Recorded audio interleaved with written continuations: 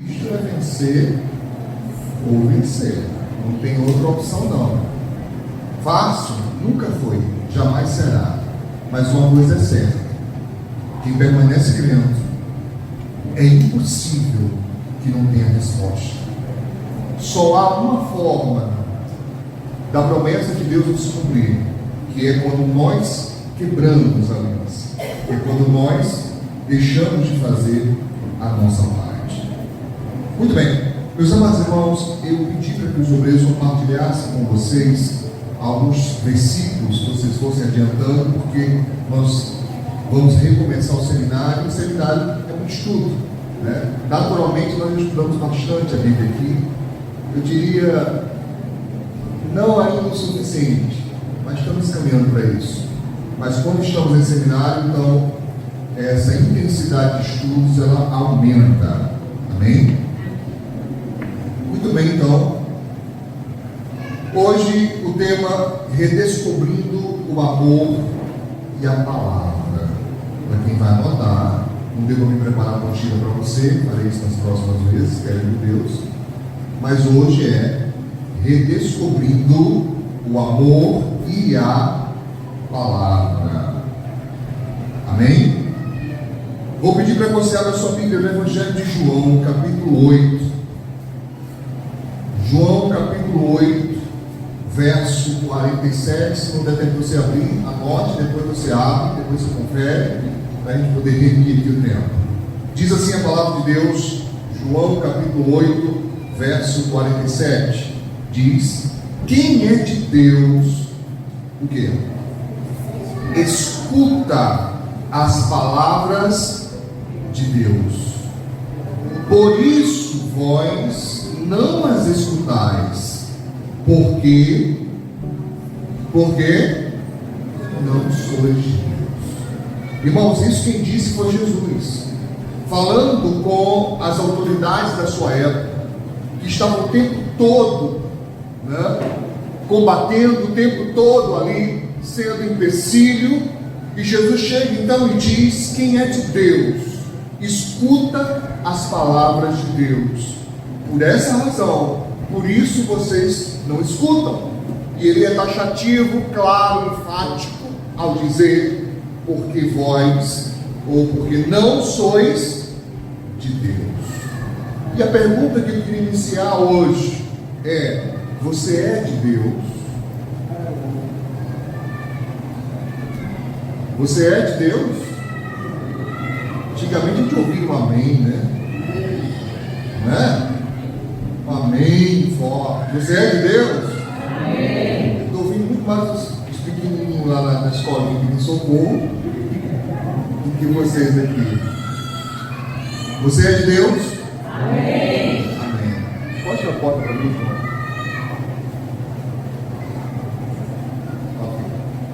Quem é de Deus, ouve, escuta, dá ouvidos, atende, mas no mínimo, não, vai fechar. Não consegue fechar, não? Então não adianta, está no mesmo, é a pedestal, né? E pede, deixa, vai ficar a caixa pior, não é? Vai mexer do que está quieto, na hora do culto é um problema, né? Não o obreiro, né? O diácono Marcos, eu falo de modo geral, mas vai ter que deixar passar alguma coisa para poder o geral dar certo. Irmãos, quando Jesus diz quem é de Deus, escuta as palavras de Deus, ele está fazendo uma declaração muito importante. Porque há pessoas que não conseguem ultrapassar a religiosidade. Não importa o quanto se pregue, não importa o quanto se grite, não importa o quanto se ensine, a pessoa não ultrapassa a religiosidade, ela fica prisioneira da religiosidade. E Jesus então estava sendo muito mais pesado agora, muito mais duro agora, terminando essa frase dizendo: vocês não são de Deus. Pastor, significa dizer o quê? Que sim, há pessoas que não querem salvação, que há pessoas que, por mais que a palavra chegue a ela não abre o coração, ela não está apta, ou pelo menos aberta, a permitir que a palavra de Deus seja semeada em sua vida. E eu gostaria então nessa noite de começar com isso, para que você ficasse atento à sua própria vida, atenta à sua própria vida, se você tem dado ouvidos ou não à palavra de Deus, ou se ela é apenas alguma coisa que você acha bonito, que você acha reconfortante, mas não tem uma aplicação prática, cotidiana, rotineira na sua vida. Em 2 Timóteo, capítulo de número 4, verso 3 e 4, diz assim: porque virá o tempo, disse Paulo escrevendo a Timóteo, virá o tempo em que não suportarão a sã doutrina, mas tendo comichão nos ouvidos, amontoarão para si doutores, conforme as suas próprias concupiscências, e desviarão os ouvidos da verdade, voltando às fábulas. Paulo diz: vai chegar o tempo que não vão suportar a doutrina sã. Aqui indica duas coisas: sã no sentido de sarada, de pura, né? Sem mácula, sem mancha, mas também indica verdadeira, santa. Não vão suportar a doutrina verdadeira, o ensino verdadeiro. Essa palavra doutrina significa ensinamento, ensino. Não suporta. Pelo contrário, não importa o quanto você diga está na Bíblia, as pessoas já estão começando a dizer, mas está errado. Quando nós defendemos os valores de casamento, quando nós defendemos os valores de família, hoje já há quem se levanta contra e chegam a dizer: esse é um pensamento arcaico, retrógrado, isso é coisa do passado, isso não serve mais para nós, isso é um pensamento machista, isso é um pensamento patriarcal, isso é um pensamento totalmente errado para a nossa cultura atual. E é exatamente aquilo que Paulo estava já lá naquela época, há quase 2000 anos atrás, prevendo isso, profetizando isso no seu ensino ao discípulo, ao seu obreiro, né? Quando ele fala a Timóteo, dizendo: vai chegar esse tempo, Timóteo, eles parecerão como quem tem comichão, coceira nos ouvidos. Observe que tem pessoas que não suportam ouvir a palavra. Ela consegue passar horas a fio assistindo uma série, maratonando. A pessoa consegue ver esportes, por favor, desligue o celular, tá? Consegue ver esporte, a pessoa consegue ver novela, ela consegue assistir qualquer coisa. Mas observe, quando vem à igreja, tem pessoas que sentem uma agonia. Pode observar, é o tempo todo olhando o relógio. Irmãos, geralmente nós não passamos de 2 horas aqui na igreja. As pessoas normalmente chegam 18h20, 18h30, para sair de 20 horas, 20h15, em cultos festivos. Quando muito nós vamos, irmãos, é 2h15, 2h30, se for um negócio muito grandioso. 2 horas em média, 1h30, na verdade, 1h40 em média, e a pessoa não consegue ficar atento na palavra de Deus. É uma agonia, sabe? É uma inquietação, porque de verdade parecem ter comichão nos ouvidos. E ele diz: vão amontoar para si doutores. Doutores. Eu tenho dito isso aqui há muito tempo. Hoje, através da internet, você consegue fazer isso.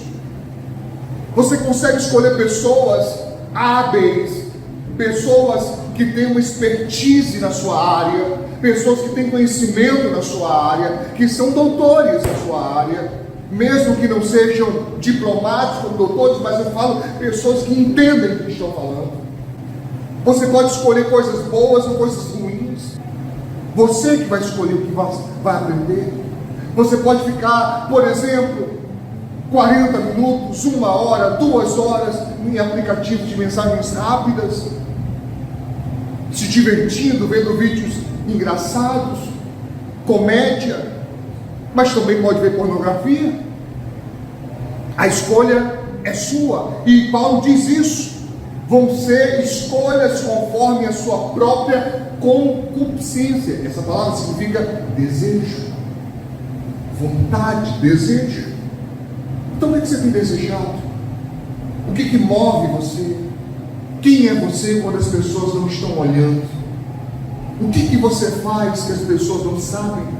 Entende o que eu estou dizendo? Sim ou não? Sim. Em Romanos capítulo 12, verso 2, um dos principais aqui da nossa igreja, ensinamentos principais que eu falo tantas e tantas e tantas vezes, diz: e não vos conformeis. Essa expressão significa encaixe. Não se encaixe, não se conforme, ou seja, da mesma forma. Não seja da mesma forma deste mundo. Não se conforme com este mundo, mas transformai-vos pela renovação do vosso entendimento. Quantas vezes já disse isso aqui, irmãos? Que não é possível mudar ninguém. Por mais que você se esforce, por mais que você lute, por mais que você fale, por mais que você insista, ninguém muda se não quiser mudar. A pessoa só muda quando o entendimento muda. E a partir da mudança de entendimento, da mudança de compreensão, dessa metanoia, é que a pessoa, ela então começa a sofrer, mudança ou metamorfose, para que experimenteis qual seja a boa, agradável e perfeita vontade de Deus. Eu fico abismado quando eu ouço cristãos dizendo: mas eu não sei se é a vontade de Deus. Eu tenho dúvidas se isso é ou não é da vontade de Deus. E perguntam para mim: pastor, como é que eu sei se uma coisa é ou não da vontade de Deus? Primeiro, leia a Bíblia. O manual está lá, é só seguir. Se você seguir do jeito que está lá, não erra não, meu filho. Porque já diz o que é para fazer, e já diz claramente o que não é para fazer. A vontade de Deus está expressa na palavra. Mas por mais que algo novo, algo, que um termo novo que não exista na Bíblia, e que porventura você tenha um pensamento dúbio, uma dúvida: pastor, eu não sei, como é que eu faço? Quando o seu entendimento muda, o Espírito Santo tem acesso, ele vai falar ao seu coração, ele vai incomodar você quando você estiver caminhando para o erro. Você pode até escolher fazer, mas vai ser consciente. O alerta vai estar ligado dentro de você, do que é certo e do que é errado. Entende o que eu estou dizendo? Mas não dá para mudar ninguém sem que a pessoa queira mudar. Na primeira carta de João, lá perto de Apocalipse, no capítulo 4, no verso 16, 1 João, capítulo 4, verso 16, diz: e nós conhecemos e cremos no amor que Deus nos tem. Deus é amor. E quem está em amor está em Deus e Deus nele.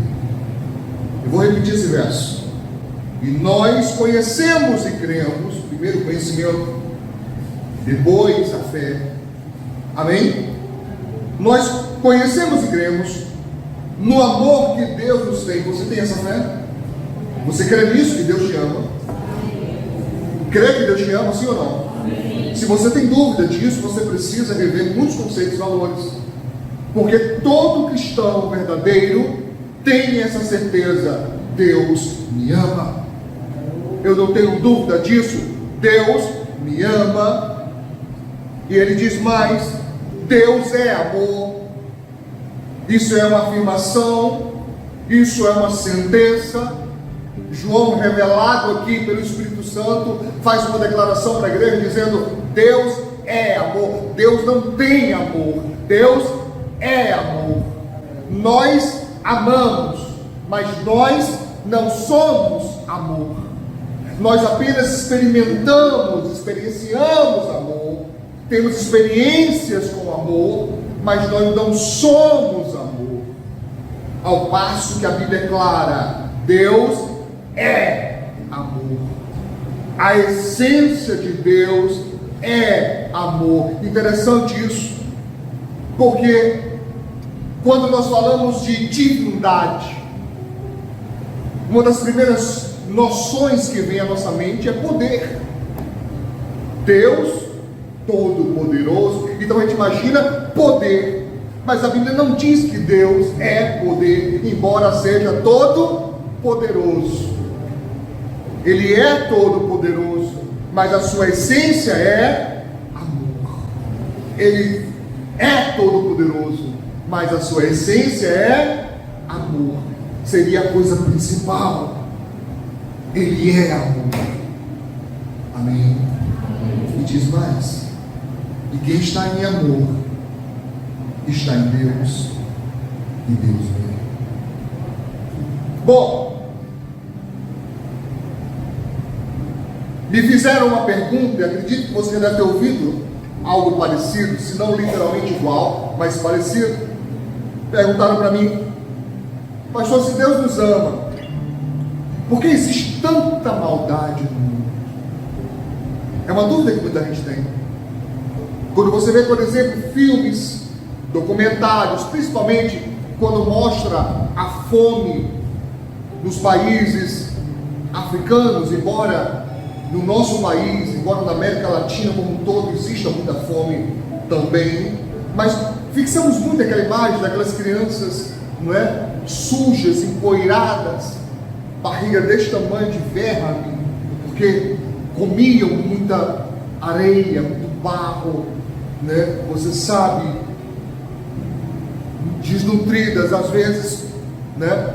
Aquela figura cadavérica, esquelética, de dar dó só de ver aquela criança mamando no seio de alguém que nem seio tem mais, é só pele, não tem músculos, não tem leite, não tem quase nada. Entende o que eu estou dizendo? Nós fixamos muito naquilo. E tem gente que vai e pergunta: poxa, por que Deus não faz nada? Tanta gente boa morrendo. Eu já fiz muitas e muitas, irmãos, cerimônias fúnebres ao longo do meu ministério, e eu ouço muito pessoas dizendo isso: não é tão bom, não pode. Uma revolta que se tem quando se perde um ente querido, e muitos querem acreditar isso a Deus, como se fosse Deus o culpado da morte e do sofrimento. Eu gostaria de compartilhar com você, relembrando hoje, o que é esse amor que a Bíblia fala. Amém? Por favor, abra sua Bíblia em 1 Coríntios e mantenha ela aberta. Primeira carta de Paulo aos Coríntios, capítulo 13, é o capítulo que fala sobre o amor. No grego, koiné, a língua original do Novo Testamento, da escrita do Novo Testamento, Paulo utilizou uma expressão importante para amor, porque o grego tinha algumas palavras que designavam amor. Eros é uma das mais conhecidas. Philos é muito conhecido. Mas hoje eu gostaria de falar do amor ágape. Você talvez já ouviu essa palavra ágape, já associou isso a amor. Mas que tipo de amor é esse? O amor perfeito. O amor que seria, na visão de muitos, utópico, porque parece inatingível, é perfeito demais para conseguir ser isso.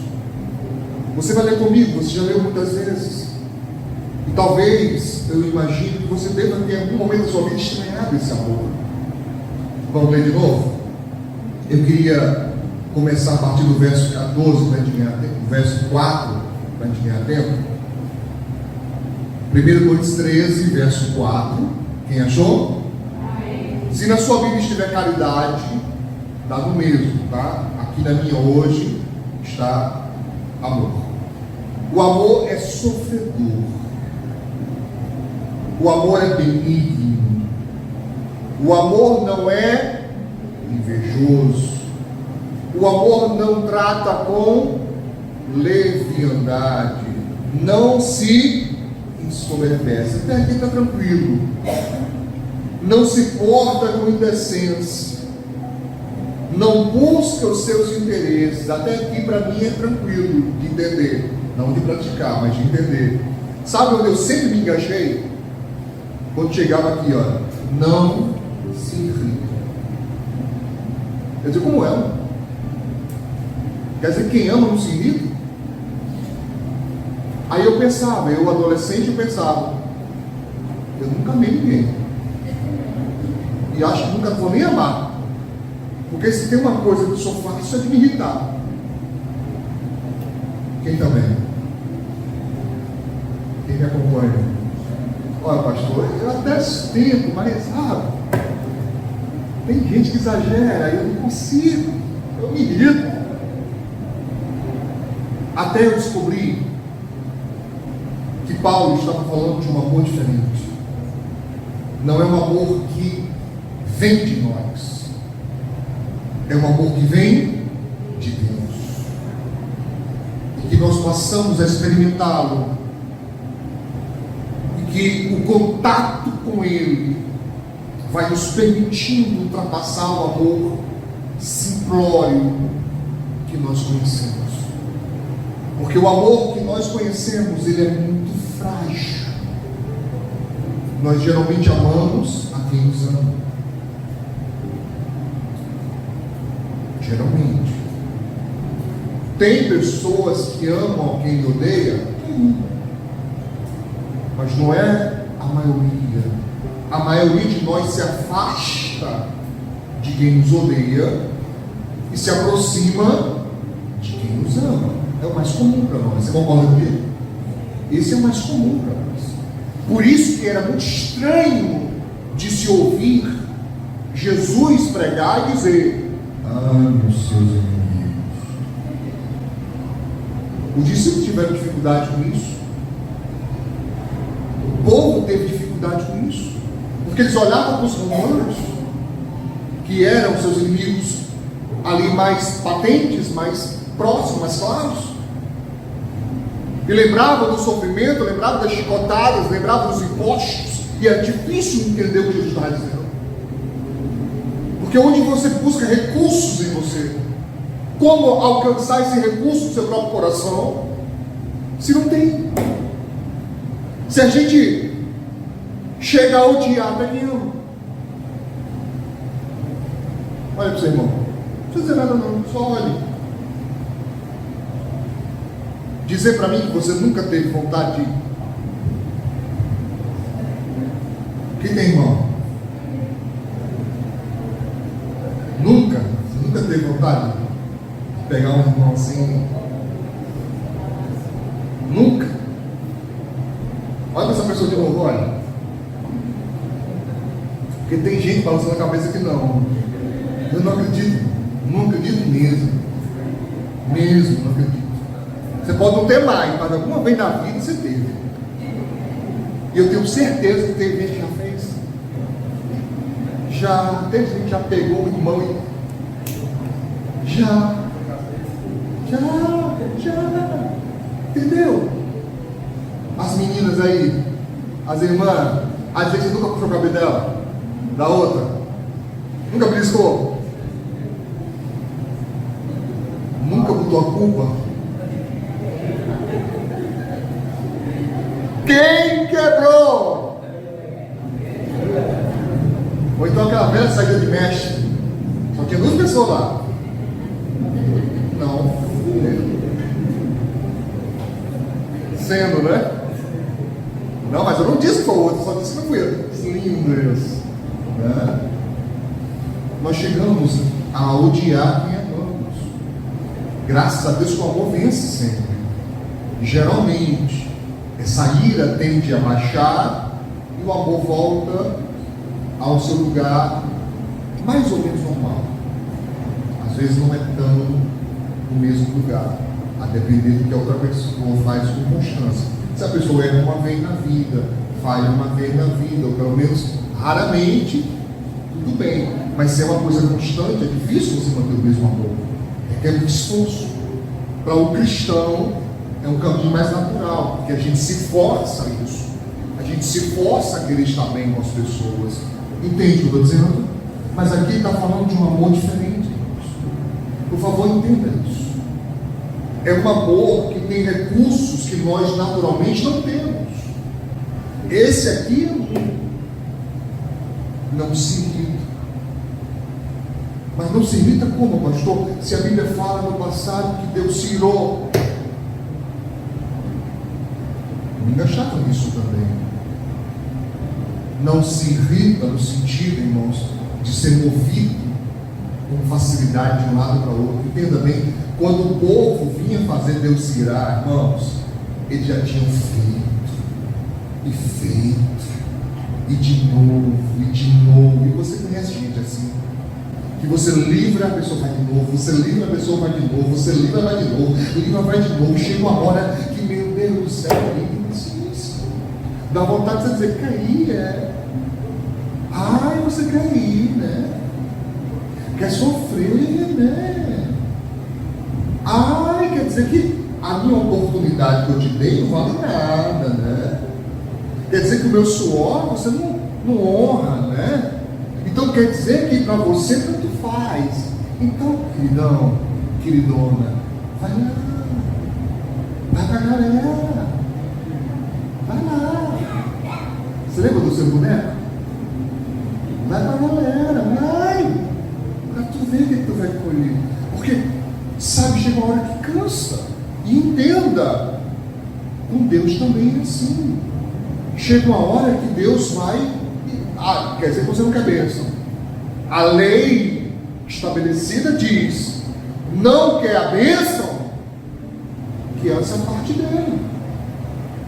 Amor a maldição, que ela o apanhe. Está na lei de Deus.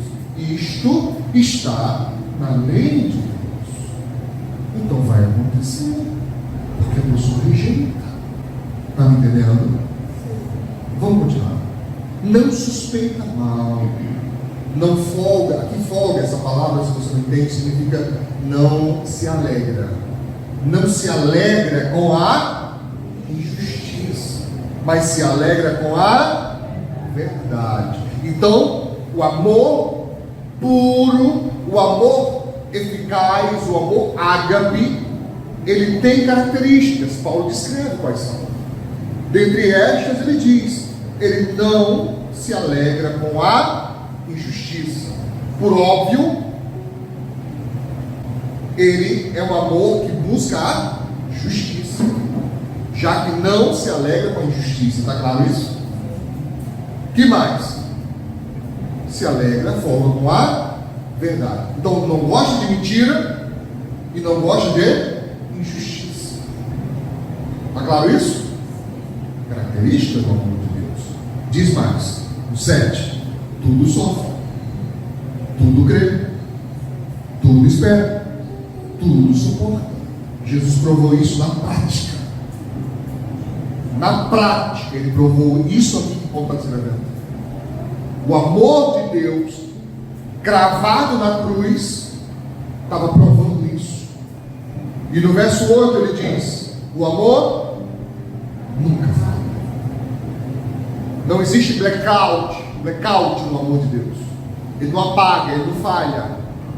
Ele continua com sempre. Ele é um fluxo contínuo. Deu para entender? Amém? Nunca falha, nunca acaba.